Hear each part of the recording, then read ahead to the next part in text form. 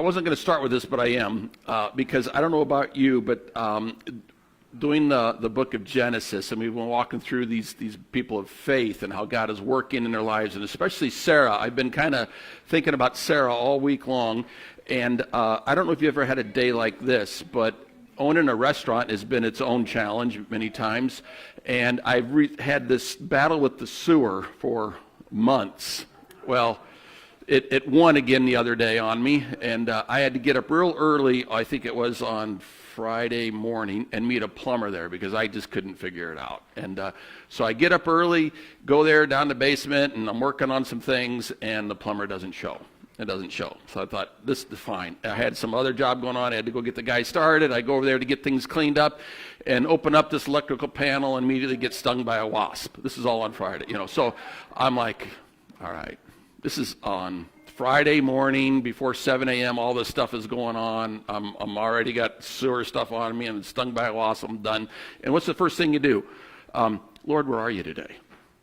And I prayed before I left, Lord, I just bless this day, keep it, you're always with me. I've been preaching this, I know it. And the first thing that comes to my mind is not like, oh, I'm always with you and all these things. It was this, is be thankful in all things. Amen. My thumb is swelling, I'm everything else, I got sewer, I smell like sewer, be thankful in all things. Say, surely you don't mean this, And anyway, just long story short, I said, okay, Lord, I thank you that you're slowing me down and I can take care of some things, right? And this is before 7 a.m. on Friday. I want to tell you the rest of the day went perfect. That's why I don't pray for patience anymore. Lord, help me persevere through this day and endure whatever you have for me because I know you've got it, Everything turned out to be pretty well. The plumber eventually showed up, only to learn that the original plumber, when they did the building, plumbed some things wrong, and that's why I'm having all these sewer problems. At least we have a solution to this never-ending problem, and so tomorrow I'm going to go in with a Sawzall, I'm going to cut a bunch of stuff out and redo it all. So anyway, all that to be said, so there's always a silver lining in everything, right? Except I get to go down and be my elbows in sewer again, but that's okay. I say that because sometimes in our Christian faith, it seems like we have to walk through the sewer, the valleys, right? You either walk through the valley of the shadow of death, right? And there's times like that, and sometimes the valleys are deeper than we ever wanted to fall, right? And they keep us there longer than we ever wanted to stay, to the point where sometimes we're so deep you can't block it. It almost like wants to block out the sunlight, But God says this, with the faith of a grain of mustard seed, I'm going to see you through. Amen. All right? And sometimes, I'm telling you, when we pray for that perseverance and that endurance or even patience, that's all we have. All right? We're going to read a story today about a situation where I think that's all that was left. Right? We're in the book of Genesis, and we're going to read about Abraham and his son Isaac. But before we do that, there's a little bit of an introduction, and I'm going to give you an introduction to the introduction. All right? It's kind of like a Baptist pastor, we're going to close with this, but we have 3 closings, well, we're going to have 3 openings today. And Wednesday night at the Bible study, I did talk to the church, those that are in attendance, a little bit about this, because I've been fascinated by it. And it starts clear back into Genesis 17. We're going to be Genesis 22 today. But it was God talking to Abraham. And God tells Abraham, one day, I am going to make your descendants as numerous as the stars in the sky. You will not even be able to count them. And all the land that you see, and as you travel back and forth, I'm giving all of this to you. And Abraham, in chapter 17, verse 17, tells us this. Abraham fell face down. He laughed and said to himself, will a son be born to a man 100 years old? This is when God told Abraham, you're going to have a son, right? Abraham fell down and laughed. But God says this, and he says this, will Sarah bear a child at the age of 90? And Abraham said to God, if only Ishmael might live under your blessing. That was another son he already had through a handmaid. So here's Abraham, and God tells him at 100 years old, you're going to have a son, and he falls down and laughs. But as we turn back, this is what I got hung up on, as we turn back here into Genesis 18, sorry, getting all these Genesis, I'm getting kind of confused on the numbers. 18, we have an example of Sarah. The visitors come, 3 visitors come to visit Abraham, and he makes them this big dinner and everything else. And then now it says this, where the three guests, one of the guests says this, where is your wife Sarah? They asked him. In Genesis 18, verse 8 says, where is your wife Sarah? They asked him. There in the tent, he said. Then one of them said, I will surely return to you about this time next year, and Sarah, your wife, will have a son. Now Sarah was listening at the entrance of the tent, which was behind him. Abraham and Sarah were already very old, and Sarah was past the age of childbearing. So Sarah laughed. I probably would have too.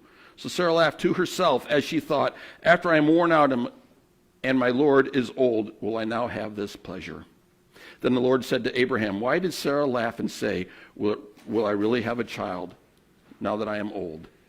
Is anything too hard for the Lord? Now think about your circumstance and your issue and your sewer backup and everything else. Is anything too hard for the Lord?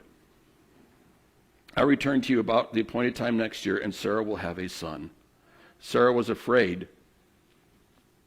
I will return to you the appointed time next year, and Sarah will have a son. Why did Sarah laugh? They said, will I really have a child now that I am old? Sarah was afraid, so she lied and said, I did not laugh. But he said, yes, you did laugh. So let me back up for a minute. Abraham was told he was going to have a son at 100 years old, and he laughed. Sarah overheard it in the tent and was questioned, why did you laugh? And she laughed, but she was a little reprimanded for it. Why did you laugh? Right? Is anything too hard for the Lord? What was the difference between the two laughs? Why was not Abraham reprimanded, but Sarah was? Anybody want to guess? He's a man. Yeah. Well, we won't go there. I could respond to that, but I will have a very hard card ride home. It's actually what we read in chapter 17. Let's go back just for a moment. In 17:17, it says here, when God told Abraham this, Abraham fell down in worship. His laugh was this: is God really going to do this at my age? He was laughing not at God, but he was amazed at what God was going to do. What did Sarah do when she laughed?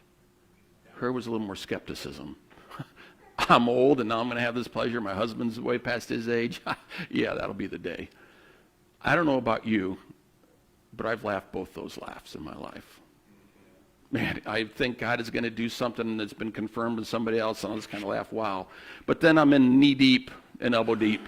Oh, God, you're with me. You're going to bless me through all this. Yeah, right. You know, we've both been there.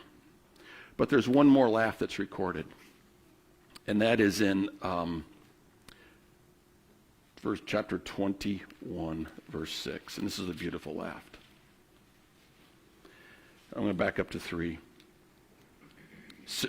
Sarah became pregnant and bore son to Abraham in his old age. At that very time, God had promised him. Abraham gave him the name of Isaac to the son Sarah bore him. When his son Isaac was 8 days old, Abraham circumcised him as God commanded him. Abraham was 100 years old when his son Isaac was born. And by the way, that was an old age back then. Sarah said, God has brought me laughter, and everyone who hears about this will laugh with me. There's the third laugh. So you have the laugh of amazement of what God was going to do. You have the laugh of skepticism. Then you have the laugh at the end. And what is that? That's the joyful laugh. God did it. That's coming out of the valley, and we come up and we see when, God, you were with me. Sometimes we look back on those things. Maybe it's not immediate, but it's over time. There are the three laughs. The one, Abraham, I wrote down in my notes here just quickly for you. Well, Abraham's laugh was the greatness of God's promise, right? God has promised you some things. I will never leave you nor forsake you. I am with you always. No one will remove you from my righteous right hand. I will provide. I love you. These are promises that you have that we can hold on, that we can take to the bank, as you so to say. Abraham laughed at the greatness of God's promise. Sarah laughed at the greatness of her problem. God, I believe all those things, but this is my situation. I don't know how or if or whether they're really going to apply. There was a difference, but there was a third laugh. I call this the last laugh, and that was the greatness of God's provision. So here's we start today's message. What laughter are you on right now in your life? Are you laughing because, man, I think God is going to work something out? I can kind of see it. You're right there and holding on to his promises with that faith of the grain of mustard seed. Are you in the throes of a circumstance that has never ended, that you prayed for time and time again, but you're still enduring and persevering through it, and you're getting tired? And maybe you're like, yeah, Pastor, that's not been true in my life. That's because God is not done. Because there's a third laughter. If you remain faithful. Remember, it is impossible to please God without faith. And we're going to learn about that today. And that is the best laugh. That's the last laugh. The greatness of God's provision. So with that introduction, we're going to jump in today. We're going to read from Genesis 22, 1 through 24. The big idea here today is God's covenant is never threatened because God himself provides everything necessary for our redemption. God's promises are never threatened because of your circumstance. You understand that? He's way above all of that. Abiding relationship established by God to accomplish his covenant. This is what a covenant is. It's a binding relationship established by God to accomplish his redemptive purposes. That's what a covenant promise is. It's bigger than a promise, although a promise is still a promise. Because the key verse here today is Genesis 22:8. If you have your Bibles, underline it.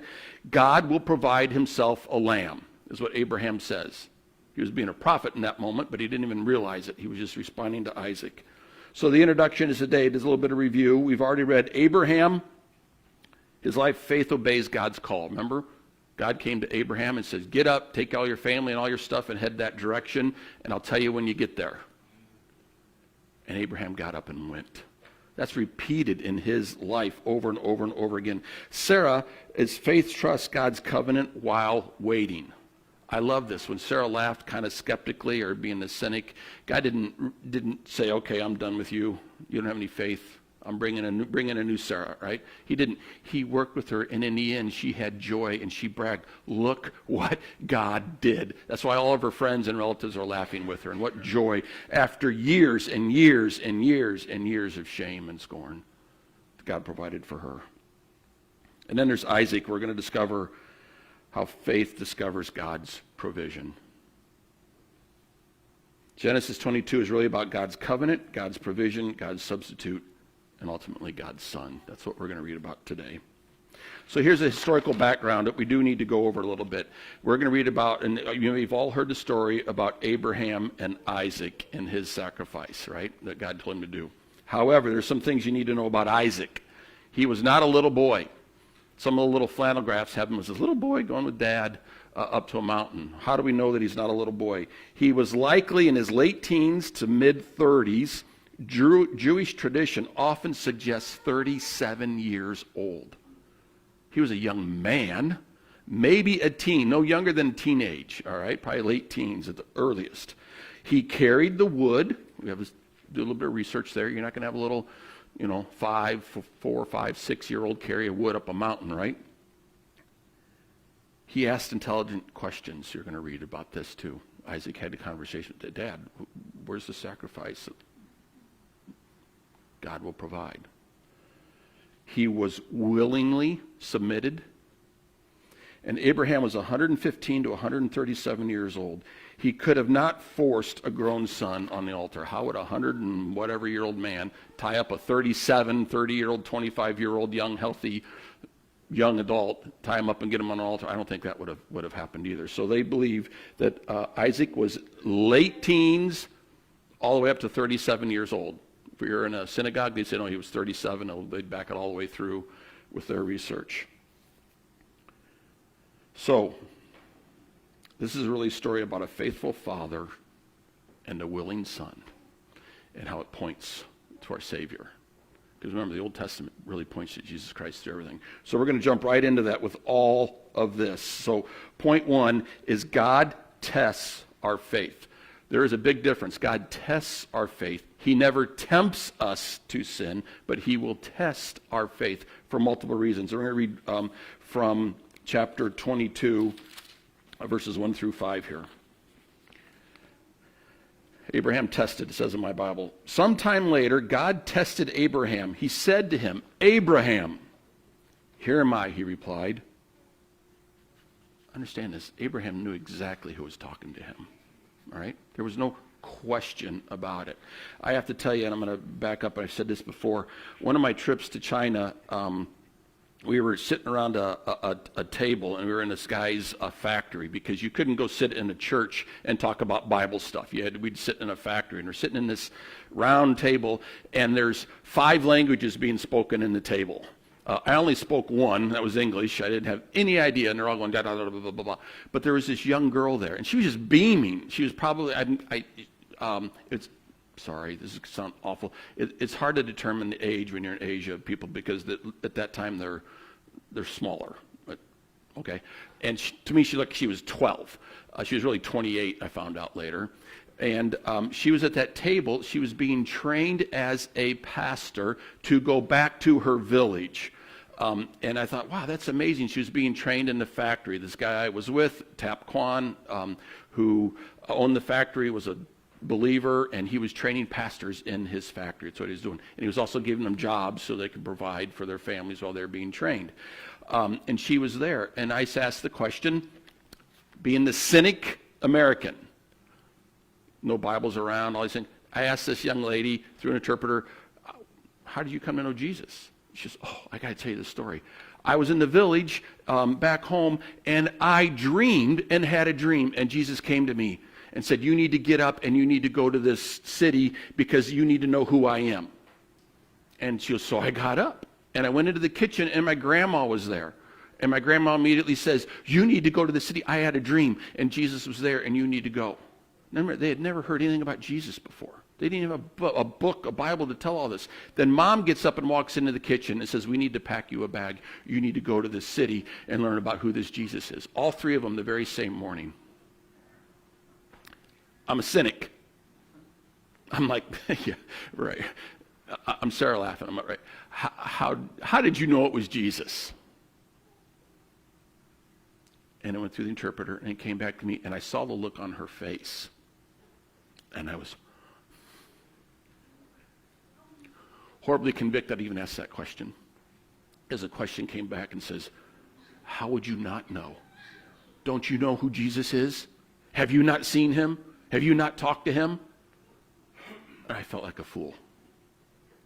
I thought, I've not seen him that way. I've never spoke to him that way. That girl had more faith after that moment than I think I've had in my entire life. They took a little knapsack, literally a knapsack, and she started walking. No money, no funds, started walking. 28 days. And she got to Hoi Ping, China. And she just so happened to bump into Tap Huan, who was walking down the street, and said, listen, I'm here to learn about Jesus. Can you help me? And Tap, who has a very big factory, very successful, says, you come with me, young lady. He took the rest of the day and he explained everything to her and told her everything. And she's like, I have to go home. I have to tell my village about who Jesus is. So after about a week of preparation, some supplies that were getting her, they bought her a bus ticket, and she made it home right away. And they got her enough money to get a bus ticket to come back. She got home, her village of 300 people in the middle of nowhere, China. She comes to the town square. There are all these little town squares things. They're by a tree, and this is hilarious because every little village has like a little, I don't know what to call it, like a little Buddha thing by it, where they burn candles and things too. It's to ward off the evil spirits and all this stuff. Lots of superstitious things there. They gathered right around by that idol. She goes over there and blows out all the candles. They could have killed her for that, because then it opened them up to the evil spirits. She goes, this is not God. With this much faith and this much understanding of what she is told, she told him who Jesus Christ was. The entire village comes to Christ. Can you believe that? And I'm the cynic. That's not how God works. When I went over to China, I realized I had an American God in a box about this big. He blew me away about who he is. that village says, you are going back. You are being trained. We are going to build him a church right here. I tell you what, when I met her, she was there being trained, and she was going home in about a week. And she was going to pastor that church because men weren't around. A lot of men were in factories working. There's a long story there. Another story another day. But she was going back to be trained. Isn't that incredible? I tell you that because God is still moving. Amen. He is still telling people, get up and go. Amen. I have a job for you. But we're here, and we're stuck. Why are we stuck? We're stuck in, well, I have a job, I have these debts, I have all these things, all this other stuff. Let me tell you, God is the miracle worker, and he has a plan. If we will turn and submit it all to him, that's exactly what we're going to read today. So there's no more introductions here. I'm sorry, it's about my fourth one. So we just read in Genesis 22, 1 through 5. God tested Abraham. He goes, Abraham, here am I. Then God says, take your son, your only son, whom you love, Isaac, and go to the region of Moriah. Sacrifice him there as a burnt offering on a mountain that I will show you. I would have been like, what? I'm 100 years old. This is the promised son, and you want me to sacrifice him? You know, in Genesis 15:6, God said to him in the very beginning, I'm going to give you a son. I'm going to make you a nation. He was childless still. And what happened there? Abraham believed, and God counted to him as righteousness, right? It still takes faith. So keep that in mind. He believed. Abraham got up. Then the Lord said, take your son, your only son, whom you love, go to the region of Moriah, sacrifice him there as a burnt offering on the mountain I will show you. Early the next morning, did I really hear God say this? Maybe I should go talk to 5, 6 more people. Maybe I should, I didn't have a Bible to read at that time. He got up early the next morning. Abraham got up, loaded his donkey, took with him 2 of his servants, his son Isaac, and when he'd cut enough wood for the burnt offering, he set out for the place God had told him about. On the 3rd day, it wasn't just a 1-day journey, quick trip. It was 3 days of walking, camping, thinking, praying. I can't imagine what was going through Abraham's mind. On the 3rd day, Abraham looked up and saw the place in the distance, and he said to his servants, stay here with the donkey while I and the boy go over there. Now, underline this next statement. We will worship, and then we will come back to you. What a statement of faith. We are going to go worship, and we are going to come back. But what did God tell him? Go sacrifice your son. Now remember, Abraham believed God was going to create this huge nation and all this stuff through his promised son. But yet he told him to sacrifice Isaac. God tested Abraham, not for information, but for transformation. God knew what was going on. He had the plan. Abraham had to walk through it. You can go to the next slide. Oh, is there on B? Okay, never mind. So God tested Abraham for transformation, not information, because God wanted to strengthen Abraham's faith. Remember that, 100 years old. Abraham surrendered his greatest treasure. Take your son, your only son. Here's a beautiful thing about this, is faith values the giver above the gift. Now, I don't know about you. I struggle sometimes with giving up some of the gifts. Many of you know my story about building this house back in Peoria. I built a beautiful home on a couple of acres on a 7-acre lake. It had everything you wanted. It had an outbuilding on it where a TV show came, Lake Life, and they filmed us on this reality TV show, and they put it all on film. Reality TV is not reality TV, by the way. It's pretty much scripted. They gave my wife $20 if she'd cry at the reveal, although it was super cold and the wind was blowing, so she was tearing up anyway. But she got, I don't know if you got the $20 or not. But anyway, they paid $20 if you have a tear. We were just in the place like 5 minutes before they filmed the closing. It was crazy. And we filmed the introduction after it was all done. But that is just timing thing, so it's not reality TV. But sorry to spoil that for you. Here's the deal. When I was going to seminary, I had to give all that up. And I'll never forget, I was out fishing in the pond one night, not catching a thing. And I was over by the cattails. I looked back at the house. It was dark. It was all lit up. It looked pretty cool. And everything God went through me when I was building that home. I've already told you that story many times. But God was like this, Breck, I promised you that no one would ever take this from you. I am a giver of good gifts. I had to learn that from God because I didn't believe it until he actually laughing at the end when I got moved into the home and all that stuff.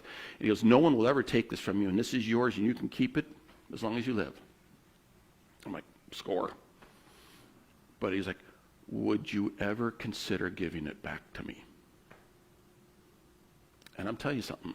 I was on that boat, little rowboat, and I was out there fishing. And I'm like, no. This is mine. You cannot have it. You gave it to me. Finders keepers, right? And I was out there fishing, finally it was this. I was like, Lord, if you want this back for something, for your glory, it's yours. I just want to be a good steward.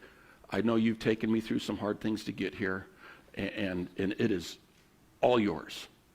I didn't really believe that God would say, awesome, I'm going to take it. We went, long story short, we went to seminary. I had to sell the house. Get down to seminary, I thought it was the biggest mistake I ever made in my life, but if I had not sold the house, burned the ship kind of thing, I would have gone back because seminary was that hard for an old guy who never had an undergrad trying to write papers and all this other stuff. I was out of my element completely. I will tell you this, and it was one of the hardest things in my life at one point, taking Greek. But we got to go back home for something, I forget. I said, Breck, we want you to come back by the house. Because what had happened, my brother-in-law, who was a missionary, bought the house with no money, was able to buy it. He goes, I want you to come back and see what we're doing here. And I'm like, no, I don't want to go. I don't want to see the place because I kind of regretted doing it.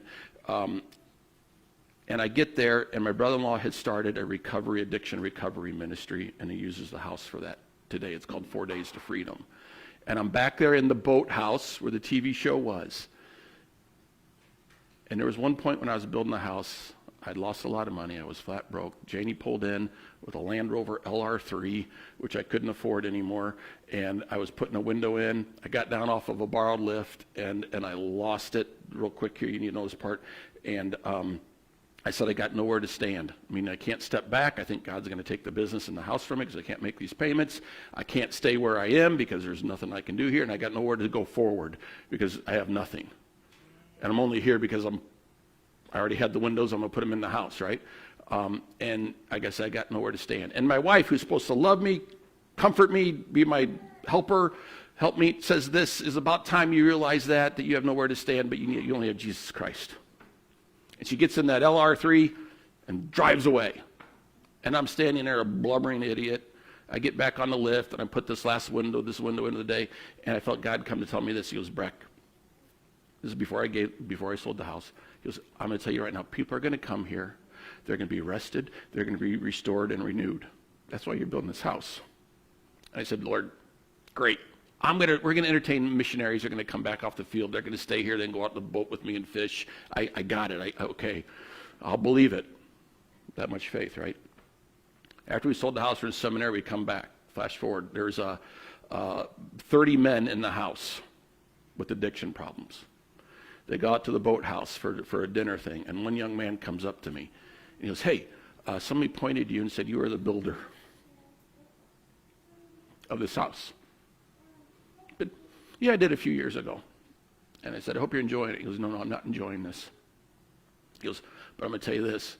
I have never felt so rested, so strengthened, and so renewed in my entire life. Thank you for giving this to the Lord.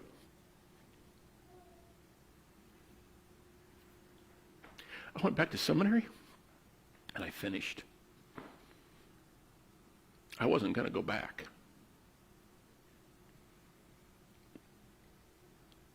Abraham surrendered his greatest treasure, your son, your only son.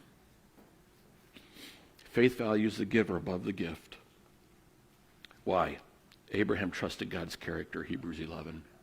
Abraham, it says in Hebrews 11, says that he believed that even God could raise him from the dead. Man, that's faith. So what's the Christ connection? In Romans 8:32, it tells us that Abraham was willing, but God actually did give his son. So here's the application. How about you? I abbreviated it in my notes. It says, hey, wake up. Hey, how about you? What is God asking you to surrender right now? What circumstance? Maybe it's that valley pit that you're holding on to that has your entire focus. That's the only thing you can think about, and you're losing sleep and everything else. Maybe God is asking you to give that up. Maybe you're on a mountaintop, and God has blessed you, and you love it where you're at, and you're like, man, this is awesome. I can just hang on to this. I am good where I am. And God is asking you, will you give this up? Are you willing? Abraham was willing, but God actually did. What is God asking you to surrender? Because point 2, God provides what his covenant requires. Remember his covenant promise, his promises. God provides what his covenant requires. This is Genesis 22:6-14. So we go on here, and it says, Abraham took the wood for the burnt offering and placed it on his son Isaac, and he himself carried the fire and the knife. Isaac carried the wood that he was going to be sacrificed on up the mountain. Hold on to that thought. As the two of them went up together, Isaac spoke up and said to his father Abraham, Father. Yes, my son, Abraham replied. The fire and the wood are here, Isaac said, but where is the lamb for the burnt offering? This is the prophetic answer. Abraham answered, God himself will provide the lamb for the burnt offering, my son. Abraham didn't know the words he was even speaking. He thought it was about the certain circumstance he was facing. And the two of them went together. When they reached the place God had told them about, Abraham built an altar there and arranged the wood on it. He bound his son Isaac and laid him on the altar on top of the wood. Then he reached out his hand and took the knife to slay his son. But the angel of the Lord called out to him from heaven, Abraham, Abraham! Here am I, he replied. Do not lay a hand on the boy, he said. Do not do anything to him. Now I know that you fear God because you have not withheld from me your son, your only son. Abraham looked up. There in the thicket he saw a ram caught by the horns. He went over and took the ram and sacrificed it as a burnt offering instead of his son. So Abraham called that place, the Lord will provide. And to this day it is said, on that mountain of the Lord it will be provided. The angel of the Lord called to Abraham from heaven a second time and said, I swear by myself, declares the Lord, that because you have done this and have not withheld your son, your only son, I will surely bless you and make you, your descendants, as numerous as the stars in the sky and the sand of the seashore. Your descendants will take possession of cities of their enemies, and through your offspring, all nations on earth will be blessed because you have obeyed me. Then Abraham returned to his servants, and they set off together for Beersheba, and Abraham stayed at Beersheba. Wow. What if Abraham would have said no? Isaac is my only son. You can't have him. You and I wouldn't be here today. But God provides everything that we need for our obedience. The willing son carried the wood. Isaac carried the wood. Christ carried the cross. Isn't that something? I skipped the one that, Isaac was, we'll get later. God will provide himself a land. Abraham preached more than he knew that God himself would provide, because what has God ultimately done? He has provided. The ram became the substitution. The ram died. Isaac lived. This is the beginning of the gospel. The substitution. Who died in our place? Jesus Christ. Isn't that something? The ram in the thicket represented Jesus Christ, who was ultimately sacrificed for us. John 1:29 says this, Jesus is the Lamb of God. What's our application, or how about you? God has already provided everything needed for salvation. So what are you waiting for? God, I'll come to you and I will believe you after you do this. God, I believe you, I trust you, but I need to clean something up first. Jesus Christ says, come today as you are. Salvation is at your door. I stand at the door and knock, and if anyone opens to me, I will come in. It is a free gift, and we have today. But there's one more part of this story that never made sense to me until yesterday when I was actually writing the notes. I've never seen it before or understood it. The last bit of Genesis 22 has a story that just all of a sudden is just dropped in here. And the point is this: God's covenant continues. Understand this: God's covenant promise continues. But here it's about Nahor's sons. And we're going to start with verse 20. It says, sometime later, Abraham was told, Milcah, and I'm going to butcher these names, that Milcah is also a mother. She has borne sons to your brother Nahor. I've never even heard of this man and who he is. And all of a sudden, God's dropping him in to this story about Isaac and Abraham and Isaac. Uz, the firstborn, Buz, his brother, Kemuel, the father of Aram, Kesed, Hazo, Pildash, Jedlet, I don't know these names, and Bethuel. Bethuel became the father of Rebekah. Milcah bore these 8 sons to Abraham's brother, Nahor, his concubine, whose name was Ramah, and also had sons, Teba, Gahem, Tabash, it doesn't matter. There's one here that does. Bethuel became the father of Rebekah. Who is Rebekah? Isaac's wife. Isn't that something? Rebekah was born while Isaac was going to be offered. Do you understand that? What is so significant about that? Point 3 here, God's covenant continues. God reaffirmed his covenant. The promised seed will come. God's covenant cannot fall. We have to remember that. Genesis 22 through 24 introduces Rebekah. While Abraham stood on Mount Moriah, God was preparing Isaac's bride. It's pretty cool. God's providence reaches beyond today's mountain. God is always ahead. So you know that circumstance you're going through right now? That's got your attention, that's got you hold your grip right now? God, he has it. In fact, he already has the next thing. But God says this: one day, don't borrow tomorrow's problems and put them on today. It's one step of faith after the other. God has it prepared. Always. And he is doing way more than we can see or think. My ways are not your ways. My thoughts are not your thoughts. My ways are above your ways. My thoughts are above your thoughts. My plans, Jeremiah 29:11, are to bless you and not harm you. Although Jeremiah, you read the rest of Jeremiah, there's a lot of stuff that happens in their lives. It's because they've been struggling with idolatry, and God teaches them a lesson not to do that. So when they come out of captivity, Israel never had a problem with idolatry again. However, there are some things that are going right now in Burnett Valley in those circumstances that are hard because God is teaching us something so that in order that we can accept what he has next. I have to tell you today that if I would have hung on to that house, I would have never been here.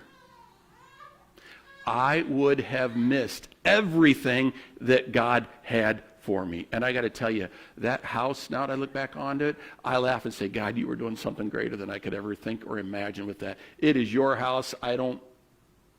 This is terrible. I don't care. I do care what happens to the house, but I don't really care. It's God's, and he's going to do whatever he wants with that place.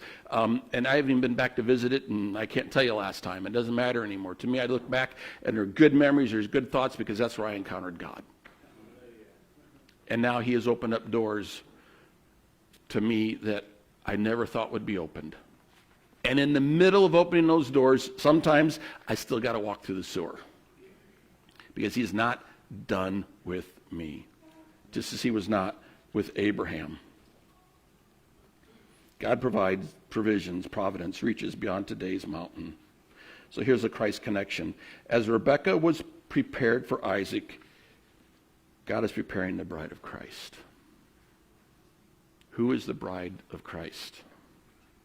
That's you and me. You are being prepared to meet Jesus Christ. And what's he doing? He's taking us through valleys, through mountaintops, and down, back, back and forth. It's like this. So one day, when we look in the mirror, you know what God sees? He sees a reflection of his Son. And that's when he says, well done, thou good and faithful servant. And he opens the doors. And come in. Because we've been prepared. Isn't that amazing? Some of us get there quicker than others. But as Rebekah was prepared for Isaac, God is preparing the bride of Christ.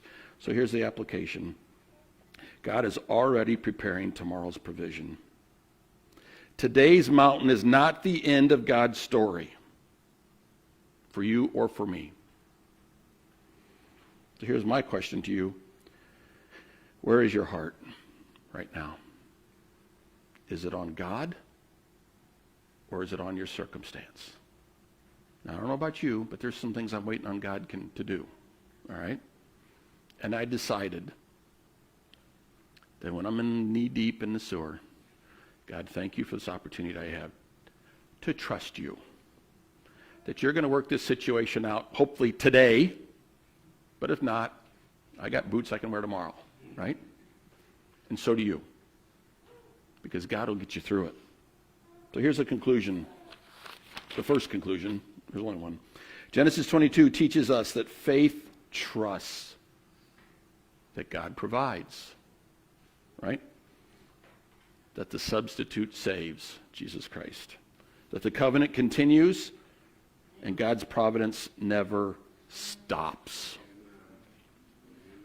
Isaac was the promised son, and Christ was the promised son.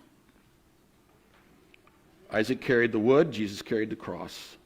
Isaac was spared, Jesus was sacrificed. Isaac pointed forward, Jesus fulfilled everything. So the final challenge is this. Where do you need to trust God's provision and providence today?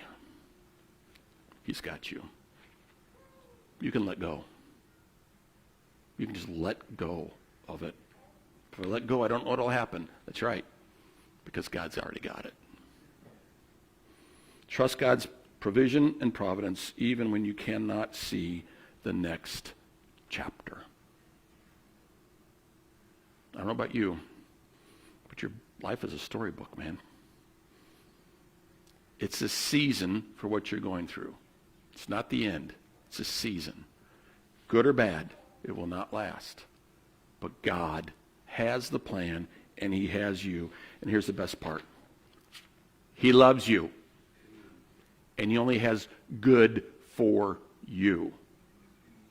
Although it might be tough right now.